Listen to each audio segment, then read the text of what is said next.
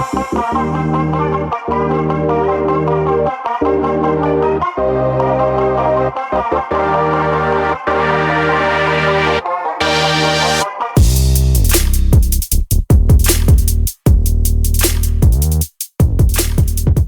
you for checking out Real Talk Personal Finance.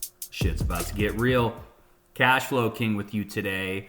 And in today's episode, I wanted to talk about a recent article that was brought to my attention regarding Social Security Solvency Options. Coincidentally, I'm going to have this episode come out the same week that the how to obtain and read your Social Security statement comes out for the Get Your Money Right segment.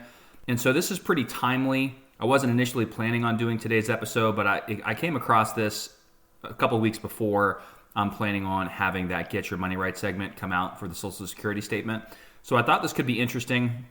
I do apologize if some of the information seems somewhat repetitive, but that should tell you something, because I think I made a few comments in the Get Your Money Right episode about what could possibly be done going forward to help rectify the Social Security situation and potential shortfall for the trust fund. But this article that I'm going to go through, I'm going to read parts of it and I'm going to comment and kind of paraphrase other parts of it. But I thought it was interesting because it comes up with 4 proposed solutions. So basically, this was an article by Tim Shaw from Checkpoint, which is part of Reuters.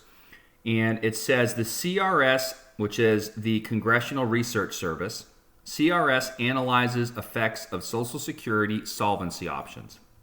They reference the 2023 annual report from the Social Security Board of Trustees, and it's no surprise to anybody, I don't think, that the trust fund is slated to run dry in the not too distant future.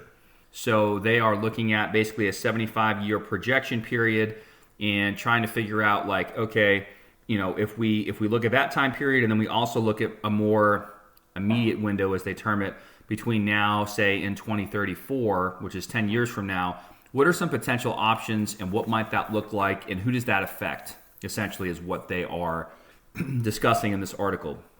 So the board, the Social Security Board of Trustees, provided 4 different options for addressing this insolvency. And then I'll summarize them and kind of read some excerpts from this and comment on several of them. So the first one is to immediately increase payroll taxes. So that was the first scenario. And I'm going to actually jump down to that and then we'll kind of go back and forth.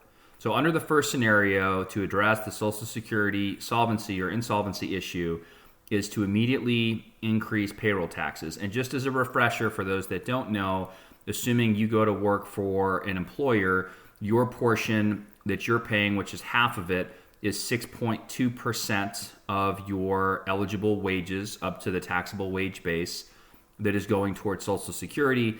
And then your employer is picking up the additional 6.2%. So obviously, if this were to continue, you know, again, the trust fund's going to run dry and there's only going to be enough money available to pay a percentage of benefits going forward.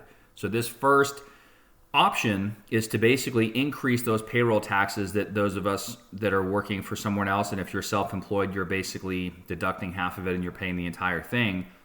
What is that? 6.2 times 2 is 12.4.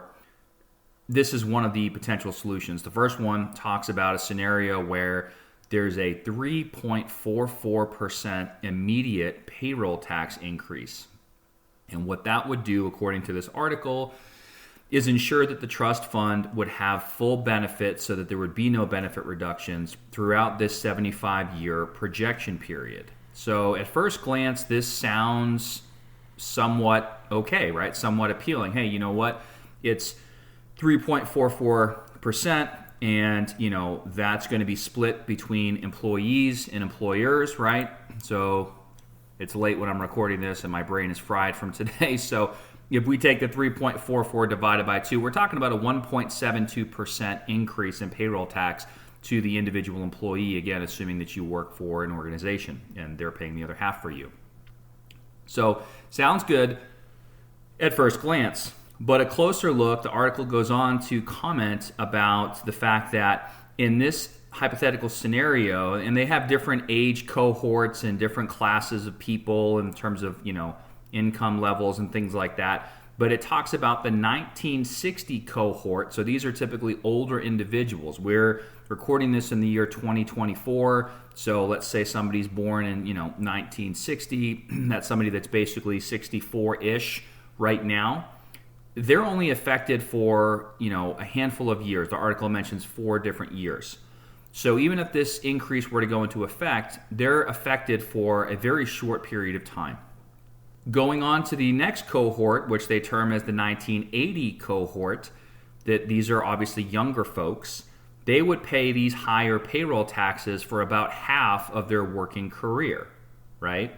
And then they have some younger groups in the study or in the article as well, and obviously they would pay this higher rate for essentially all or almost all of their careers. So then it begs the question, is this a fair way to go about it? If you've been paying in at a certain rate over your working career, you're approaching the finish line when it comes to being eligible for Social Security retirement benefits at your full retirement age, does it make sense to do an immediate increase now, have the older people only have to pay that higher amount for a short period of time, and then they keep their full benefits, and then essentially and effectively those benefits are being subsidized by folks that are younger. Folks that are a little bit younger, okay, maybe they pay the higher amount for half their career. Folks that are just getting started, an early career, just beginning their journey, maybe they're paying it for their entire career. So depending on where you as an individual are, both probably from your age, right, might influence your opinion with that, and then just how you feel about the situation in general, is that a quote-unquote fair solution, right? And I'm not here to take sides. I'm just here to comment on this and share some information with you guys, but it's kind of food for thought and something to think about that I thought was interesting in their proposed solution number 1, which was an immediate payroll tax increase. And personally, I think that this is possible. I'm not going to comment on whether or not I think it's fair or who it's fair to, but I do think that is a possibility. The second proposed solution was an immediate benefit reduction. And I think there are a lot of people that would conclude and agree that this is probably not in the cards. This show is not at all political, and we're not here to make it political, but a lot of people would make the comment that it's essentially political suicide for anybody to even mention possibly doing this. But scenario 2 would be an immediate proposal, just like the first one was immediate, but instead of immediately increasing payroll taxes, this one would immediately reduce monthly benefits to the tune of about 21.3%. So instead of raising the payroll taxes, instead we're just going to go ahead in this scenario and just right away cut benefits. And I don't think that that's going to be welcome news to anybody. However, looking further at the age cohort thing, the article goes on to talk about the fact that, this percentage of benefit reduction would be the same across everybody, regardless of age and their income, their earner status, if you will. And so they seem to suggest that the impact of this particular proposal and this decision would be more equally shared than scenario number 1, which is increased payroll taxes and the younger people get fucked, essentially, and the older people are paying a higher payroll tax amount for a shorter period of time. Again, a lot of people don't think that number 2 is likely. I guess it's a possibility. The next 2 are delayed options. The first 2 were immediate options. 1, immediate payroll tax increase. 2, immediate benefit reduction. Now number 3 is a delayed tax increase. So instead of going back to scenario 1 where they immediately hike it, instead they delay increases for about 10 years from now, right? And instead of it going up 3.44%, split equally between the employee and the employer, instead it will go up to 4.15%, and essentially would still be split between the employee and the employer. Now, in this scenario, they go on to talk about the oldest cohort, right? That 1960s cohort. They wouldn't be affected by this hypothetical scenario at all, because by the time 10 years from now rolls around, guess what? They're already collecting their Social Security retirement benefits. They don't give a fuck, right? And then it talks about, let's see here, the group, the 1980 cohort group would pay this higher amount, just like they would in the first scenario, but they would pay this higher amount for fewer years or a shorter portion of their estimated working career. Right? So if they delayed it, then essentially, they go on to say that this burden would be absorbed by the 1980 and the 2000 birth cohorts under this scenario. So once again, it kind of, I don't want to say stretches it out, but it sort of cuts out the oldest of people that are closest to receiving benefits from having to deal with it. And there's now going to be fewer years for those that are, say, mid-career, for example, that they have to deal with the increased payroll tax. And then once again, the younger folks still seem to get the short end of the stick. But it's very similar in some ways to scenario 1, which is a payroll tax increase. However, this scenario number 3, it's different because instead of doing it right away, they're suggesting they could delay it for approximately 10 years. So that's potential solution number 3. And then finally, potential solution number 4, which almost seems to happen by default. There's no affirmative election that needs to be made essentially for number 4, which is simply a delayed benefit reduction. So roughly 10 years or so from now, that there's going to be essentially a drop off, and they mentioned to the tune of about 25% under this, what they call quote unquote no action scenario. And that would happen over the course of, again, the projection period, this 75-year projection period. And then they make a comment, quote, the percent of benefits that may be supported by ongoing program revenues, payable benefits, may change from year to year. So another way to put that is that they're saying the system could be balanced by raising and lowering the benefit reduction each year, end quote. So there's different ways to approach this. I don't know what the right answer is. I don't think anybody really does. I don't necessarily think that it's an all or nothing decision or that there's one of these 4 and these are the only 4 and that they're mutually exclusive. I think that, as I've said quite some time ago, that it's likely going to be a combination of things. It could be increased payroll taxes, which are suggested here in options 1 and 3. It could potentially be a reduction in benefit amounts, which again are suggested in options 2 and 4. I also think there's some additional things that could happen, like them raising significantly what's called the taxable wage base, which is the portion of your income upon which you're paying these Social Security payroll taxes.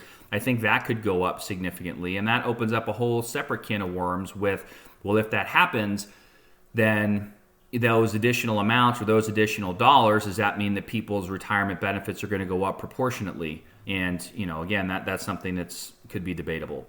So there's a lot of moving parts. I thought it was an interesting article. And again, I wanted to put this out there, just nice, short and sweet episode for you guys during the same week that we're launching the Get Your Money Right segment for how to obtain and read your Social Security retirement statement. So I think this was, again, something good to take a look at, to get people thinking about things and potentially get people talking about things. And I'm actually curious what you all as the listeners think about these different options, and do you think that there could be potentially other options? Let's keep it non-political. If you send me political stuff, I don't really give a fuck, and I'm probably not going to respond to it. But if you have some interesting thoughts, one way or the other, about potential options for Social Security solvency, I'm all ears. So feel free to email the show, realtalkpersonalfinance@gmail.com. Share your thoughts, share your feedback. And that's all I have for you today. We will see you in the next episode. Check the mic and make sure it sound right, boys.